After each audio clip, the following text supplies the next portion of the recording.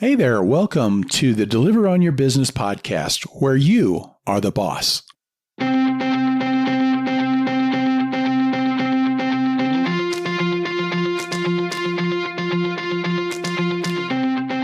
Ron from EntreCourier.com. Entree is from entrepreneur, for somebody who is in business for themselves. And here's the deal, folks. If you're an independent contractor, you are operating a business, ready or not. So that makes you an Entree Courier. Welcome to the club. This podcast is here to help you think like a business owner and to thrive in your business. So let's get started, shall we?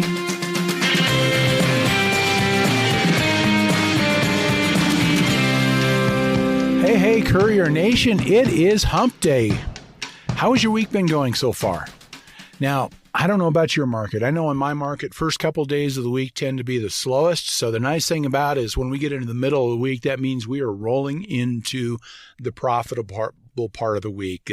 We're facing the money-making part of the week, and I hope that's the case for you. We are on episode 10 of the Deliver on Your Business podcast. And we launched the podcast with a 31-day Courier MBA series. Now, the podcast is normally going to be a weekly, with weekly episodes, but we're starting off with 31 daily episodes just to hit the ground really running. You know what I mean? We are in the third of 9 episodes that are dealing with business operations in your courier business.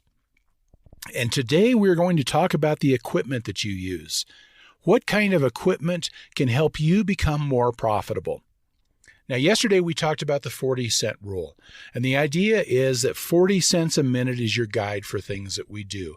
You can adjust that up or down, whatever is more appropriate for you. I really encourage that you keep it high, okay? There's a lot of reasons behind that, but our time is valuable, so you want to put a value on that time. And that's what really helps us when we say, my time is worth 40 cents a minute or $24 an hour. And when we start talking about equipment, this is where this comes into play because some of the things that we use can make a big difference in saving time. Now, we have a tendency, I think, to do things on the cheap. I think maybe far more for gig economy workers because when we're paying out of our pocket for our car and our gas and all, a lot of times we want to resist paying out anything else. You know, we're thinking we shouldn't have to pay for these things. Sometimes we approach things from kind of a deficit mentality. But I learned something, and this came back from sales training back when I was in telecom. And the trainer, he was training us in one thing about you actually discourage a customer from making a purchase. I thought, well, that's kind of different.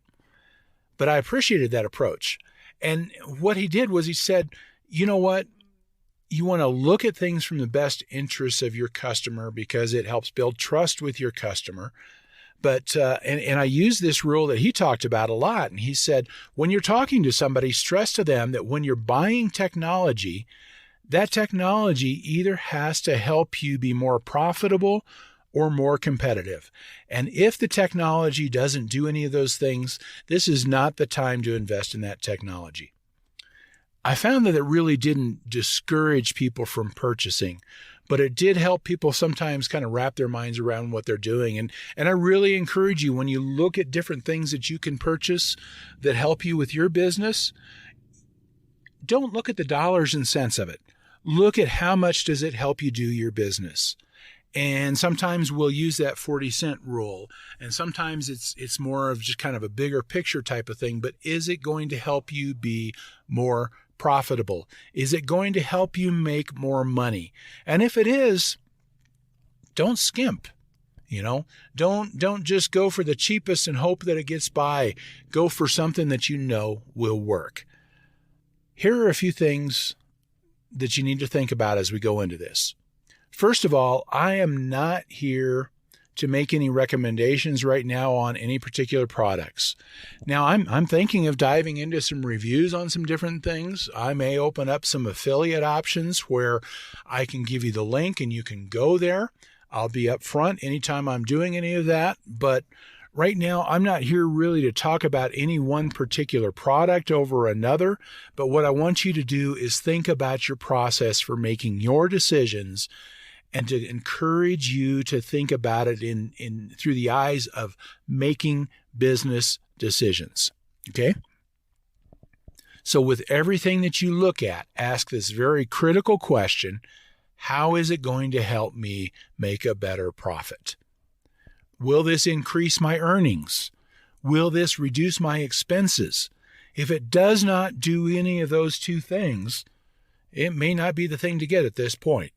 So what I would like to do is let's look at some common equipment, and we'll kind of think about that through that lens.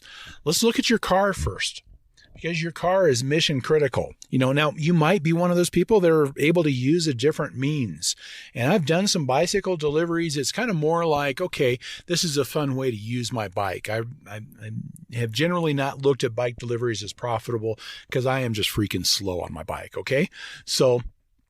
But you might have other options or other things that you do. You might be in a more congested area where you could do it on bike or even walking, But most of us, we use our car. So let's talk about that. It is mission critical.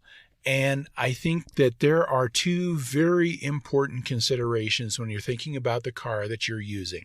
It has to be reliable and it has to be comfortable. You notice that fuel efficiency is not on that list. It's not that it is not important. It is, because it does reduce your expenses. But here's the thing. You'd be amazed at how many times a very efficient vehicle actually costs you more. Because a lot of times that efficient vehicle is newer, it's got greater depreciation, it has higher maintenance costs over the life of it or on per mile basis. And so there are a lot of things that you have to take into consideration as far as figuring out your value of or the expense of your car. But here's the thing. Reliability, because we go back to that time being value. If your car is broken down, if it's needing service, that's keeping you from earning money. We call that opportunity cost. But here's another thing about opportunity cost, and it has to do with the comfort of your car. Folks, that car's got to be something that you can spend all the hours in that you need to spend doing delivery. I'm a taller fella. I'm about 6'5", so there's a lot of cars that probably would be fantastic, but not for me, because I'm going to be so uncomfortable that there's no way I'm going to spend all the hours in it that I'd need to spend to make a good profit. So you want something that you can spend time in. You want something that you can be comfortable in. You're going to be spending, if you're full-time, 40 or so hours a week. Some people, I know people that are doing 80 or 90 hours a week. You got to be able to spend that time and be able to enjoy that time, because that helps you avoid the burnout then, okay? Here's another piece of equipment to think about, your cell phone. A really good cell phone is critical. Now, you ask yourself, how can it increase earnings or keep your expenses down? Look, guys, a cell phone that's got a good, fast, powerful processor is going to pay for itself over having one that is cheap but that bogs down because of all of the demands that you have because of your apps. When you're running 2 or 3 apps and all of a sudden it slows down and you can't pull up information, remember the 40-cent rule, and how many times does it take before you're losing money because of your cell phone? The other thing about a good cell phone is some of the better cell phones are the ones that have a good voice assistant. Siri or Google Assistant or Bixby on the Samsung phones. And guys, when you can tell your phone what to do without touching it, especially as the laws are getting more and more strict about things like having your phone on while you're in the car, that kind of thing can be huge. So let's talk real quick about your cell phone holder. I know most of us, we keep some kind of a cell phone holder so that we can see the GPS, we can see the order information, so that we don't have to hold it in our hand. It's safer, it's better. But, there are sometimes you want to think about even taking a look at the holder. How easy is it to get your phone in and out of the phone holder? There are a lot of them that I know like rideshare people use, but they've got these sides on it. And when you're taking your phone out of it and putting it back in, sometimes you got to fiddle with it. And so I have found that to me, just a magnet-based one works really well. I have like a little metal thing that I put onto my phone holder, and I just slap that thing onto the magnetic photo stand, or phone stand, and I just pull it off when I'm running into the restaurant. And when you're getting in and out, in and out, in and out, and you're taking your phone with you, quick and easy, like that magnetic one, it to me is so valuable, because again, even though it's maybe just seconds, it's still seconds that add up. And so, find a good phone holder that is very easy for you to put your phone in and take it out of very quickly and easily. Think about your delivery bag. Folks, a delivery bag pays for itself. Now, sometimes like Grubhub gives out some pretty good bags. Most of the other platforms, a lot of them will give you bags, but they're these wimpy, soft-sided, floppy pieces of crap. I mean, they're better than nothing at all. But here's the thing with a delivery bag. First of all, it gets you in and out of the restaurant quickly. That is huge. It signals right away to the restaurant staff what you're there for, and it really can cut down on the time waiting on the restaurant. But the other thing is that a good solid bag that has stiff sides, if you can just drop the food bag in there real easily, real quickly, without having to fiddle with it, without having to try and get it open, all of that, that makes a lot of difference. That adds up, again, maybe only a few seconds, but those seconds over how many deliveries you do in a day, that can make the difference. It can make all the difference into having another delivery in a day's time. I've got one that it has a couple of pockets that you can put your drinks in on the outside, and it has a Velcro strap so that I can just flip it open, shut it. I don't have to mess with a zipper. It's quick, it is easy, and it was well worth the purchase. Those are some of the must-haves. I think you've got to have all of those things. One other thing that you want to look at is your cell phone plan. Folks, the most important thing about your cell phone provider is their coverage, their reliability, not the amount of money that you pay. Because I'll tell you what, if you've got a crappy service, you will lose more in time than the difference that you pay for a better service. Now, I was on Sprint for a while. It was super cheap because we were on this great family plan. I mean, super cheap. The problem is that with Sprint, I cannot get on the phone and still have my data connection. So that creates some issues there. How many times do you lose orders when you're calling in to driver support? Just so many things like that they can add up. Go back to the 40-cent rule. Your time is worth 40 cents a minute. How much time are you losing, and how quickly does that add up to the difference between a really cheap plan and a plan that has really good coverage? If you've got somebody that they've just got terrible coverage where you've got a lot of restaurants, that's going to create more issues than the money that you save. So have a plan with somebody that has good coverage. Another option that you might consider is something with a backup. I actually carry around a little $10 a month 1 gig plan with Straight Talk Wireless on a hotspot. And it's on a different carrier. So those few times that I do run into a bad spot, I can flip over to that, put that on Wi-Fi, put my phone on Wi-Fi off of that hotspot, and that takes care of me. So it kind of gives me some redundancy. So those all are must-haves, but you can also look at a lot of secondary items and think about, will they help you? Will they help you save money? Will they help you earn extra money? Guys, I keep a cooler with me and a bottle opener. And I tell you what, you go into forums, and if anybody talks about taking a cooler with them, most of the community will laugh at you. But I have found that using like the reusable frozen ice packs or whatever, that using that with a cooler, especially in the summer, I can put my drinks, I can put ice cream. I'm getting more ice cream orders lately. I can put that inside that cooler, and it's in so much better condition. And for the times that I'm doing deliveries for places that they do the tipping after you get there, it pays for itself, folks. It pays for itself in spades. I spent money to upgrade my sound system in my car.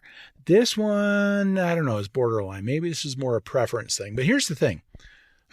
The biggest factor for me was the amount of time that I spend in my car. And while I'm in my car, I listen to podcasts. I listen to all sorts of different things. I listen to Audible, and I like to use that time to get information. And having a better sound system in there, that made that easier to do. On that sound system, it had a backup camera. I don't know if there are any other 1998 Buick Centuries that have a backup camera, but mine does. And that makes a huge difference in trying to do parallel parking downtown. And, so it's some things like that, but the other part of it is that I'm going to be in the car a lot. I talked about your car needing to be something that you can spend your time in. Sometimes it's worth doing a little bit of a upgrade to your vehicle if that's what you're spending 40 hours, 50, 60 hours a week in. There's a couple other things I thought about. I thought about, maybe should I buy an electric scooter that I keep in my car? You see all those birds and all the other styles that people are driving around in a lot of these cities and stuff. And maybe if I had my own when I'm downtown, and then I can kind of park in the places where I know I've got parking quick and easy. I can zip up to the restaurant a little more easily. I don't have to mess with parking right there. I don't know. I'll think about it. Another one I thought about is maybe a dash cam, and that's more like protection and documentation. I've been fortunate that I haven't had a situation where I needed information off of a dash cam, but it might be worth looking into that as well. The main thing here is that you want to look at things like that through the eyes of how does it help your business? Does it allow you to keep going longer? Does it help you increase your money, such as through getting better tips? Does it save you money? Does it protect your money? If it helps you, and it helps you enough to offset the cost, then I'd say go for it. And if it's something that you really think will help, do not skimp on the product. Get something that you know is going to be reliable, that is going to work for you, and something that you can rely on. The main thing is think like a business person with your purchases, because guess what? You are. That's the thing we're trying to get. Think like a business person. Look through the eyes of a business person. Be the business owner that you are. Folks, that's going to do it for today. I want to thank you for tuning in and joining us. So I invite you to come on over to the website at deliveronyourbusiness.com and check us out. You can go through blog posts. You can go through previous episodes there. You can go and find us on Twitter or Facebook or even LinkedIn by searching for Entre Courier. And you can look for our podcasts on the different podcast channels. As I have tried to do every time here, I want to ask this question. I always save it for the last because I don't feel like I should ask this question unless I've earned the right to ask it.